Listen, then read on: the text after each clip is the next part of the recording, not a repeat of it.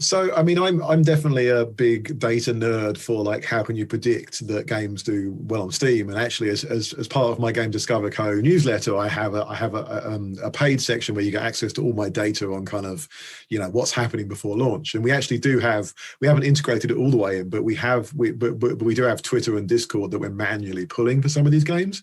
And what I found, to be honest, is that Twitter and Discord numbers are a bit all over the place compared to Steam success. So I would say, firstly, don't worry. You should not expect your Twitter and Discord to map to your Steam wish list like 100%. Absolutely not. I think that 15% number sounds pretty fine. And also, I just think they're very different kind of, very different filter bubbles or very different media. So I think that shouldn't be a concern for you. I think the main thing is, the main thing you should think about is, are you getting new people coming into your Discord regularly, and are you getting regular new organic wish lists? I'm a big fan of kind of organic wish lists, which is, you're not doing much and you're still getting ideally 20, 30, 40 Steam wish lists every day. That's sort of the ideal situation. So I actually think that, for games that end up doing well, the thing I've noticed the most, and the one thing I say to my clients and the folks who read my newsletter is, if you're getting 100 wish lists a day and you're doing nothing, then I think your game's going to do quite well on Steam. And if you're getting two, then I think your game's not going to do so well. And the reasons for that obviously are incredibly complicated, and I don't claim to know why. But I think that's really, really a good thing to track. I think wishlist and follower numbers on Steam, if you have your game on Steam, are really a great way to look at how you think you're doing, and you can increase those numbers. But I wouldn't worry too much about wishlist mapping to your Twitter or Discord. That's interesting. It can be done, increasing those wish list numbers. I do think it takes experimenting.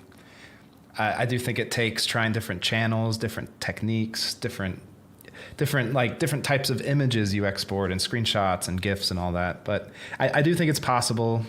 I guess the last thing I'd ask you is, right now, if there's a game developer out there right now is probably listening, and they have a game, it's their passion. It's like they love it so much, they want to share it with the world, but they're only getting 2 wish lists a day, which that's a pretty common number I hear, and that usually doesn't lead to an explosive launch. Like, what would you tell them to do in a short, succinct answer, I guess? Well, I think they should take a careful look at their game and what genre it's in and what the differentiating aspects are. And I think they should do their very best to play up whatever makes it both unique, but also similar. I know this is going to sound like doing two things at the same time, but I actually think, you want to say, here's the twist in my game.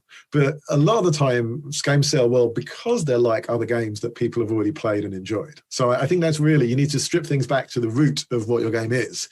And it isn't, and the issue often, if you have got a couple of wish lists a day, is people are, if people play the game, they might love it. A lot of these games are really good, but what's the hook? What's the thing that you're telling people that makes them want to play the game without, maybe their friend plays it and tells them it's great. That's awesome.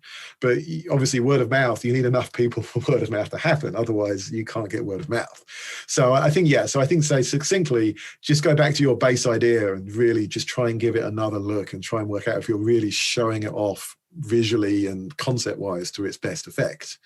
Even maybe tweak it a little bit if you don't think you are, because otherwise, unless you end up having a game that really streamers go all over and it really goes viral, which does happen sometimes for very, very kind of compelling games, then you may be a little bit stuck at launch, or guess what? It might just be a chance for you to say, hey, I like that game, and now I've learned something and I can try again with a different game. That's the nice thing about game dev. You can just switch over and start again.